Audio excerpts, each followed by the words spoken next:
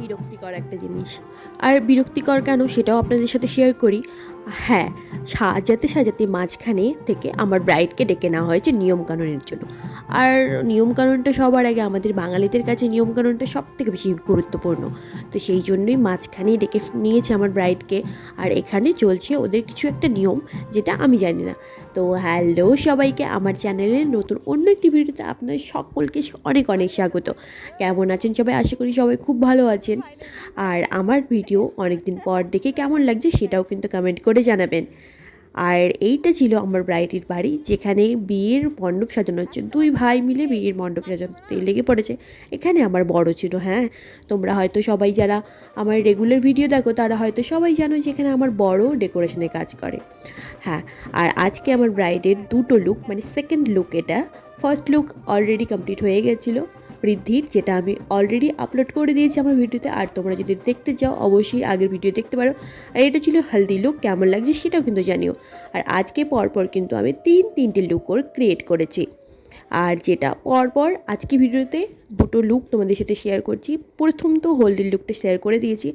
আর হ্যাঁ, আর যেহেতু আমি সময় পাবো না, বিয়েটা যেহেতু নিজেদের মধ্যে, তো তাই আমি ভাবছি আমি আগে রেডি হয়ে যাই, তারপর ভাগ্নিকে রেডি করাবো।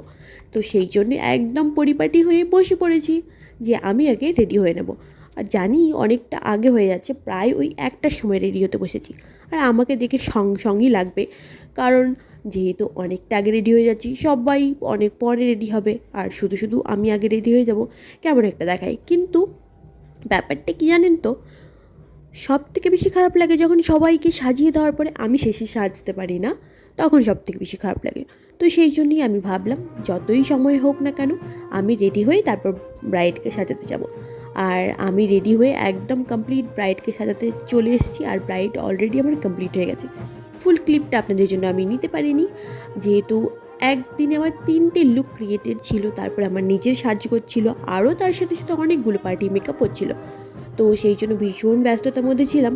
আর তারপরেও আপনাদের সাথে আমি ছোট্ট আমার এই কাজটি তুলে ধরার চেষ্টা করেছি।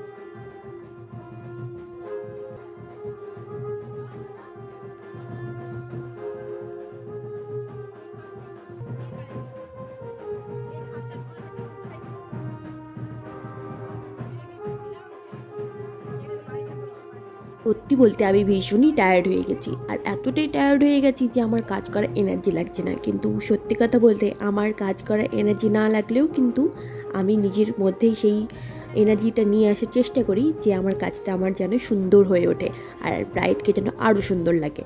তো মুকুটটা সেট হচ্ছিল না, একটু প্রবলেম হয়ে গেছিলো, যে কারণে সেটা ঠিক করা নিয়ে ব্যস্ত হয়ে পড়েছিলাম। আর আমার ব্রাইড অলরেডি কমপ্লিট হয়ে গেছে, এখনও কিন্তু কমপ্লিট হয়নি সেরকমভাবে পুরোপুরি, কারণ ওর লিপস্টিক এখনও হয়নি, এখনও আরও অনেক কিছু বাকি রয়েছে। আর লিপস্টিক ছাড়া তো একদমই ভালো লাগবে না, সেটা তো আপনারা সবাই জানেন।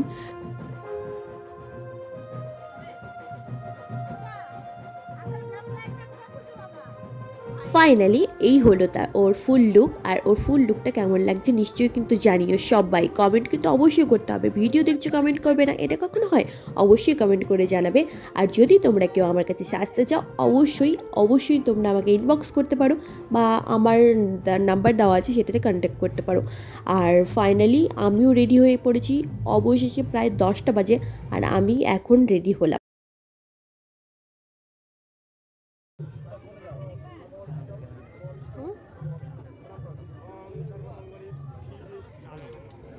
এদিকে বর বউ বিয়েতে বসেও গেছে। আর এইখানটায় ক্যামেরাম্যানকে আমি ফোকাস করে ছবিটা নিয়েছি এই কারণেই, কারণ সে ছবি তোলা বাদ দিয়ে চুপচাপ বসেছিল। আর বিয়ে কমপ্লিট হয়ে গেছে, আমরাও পুরো টায়ার্ড হয়ে গেছি, তাই দুজনে মিলে চলে এসেছি শোয়ার জন্য, কারণ এখন ঘুমোতে হবে, সারাদিন অনেক খাটনি করেছি। আর আজকের ভিডিওটা এইখানেই আমি রাখছি। আর দেখা হচ্ছে আপনাদের সাথে নতুন একটা অন্য ভিডিওতে। আর ততক্ষণ আপনারা সবাই ভালো থাকবেন, সুস্থ থাকবেন, আর আমার ভিডিও দেখতে থাকবেন।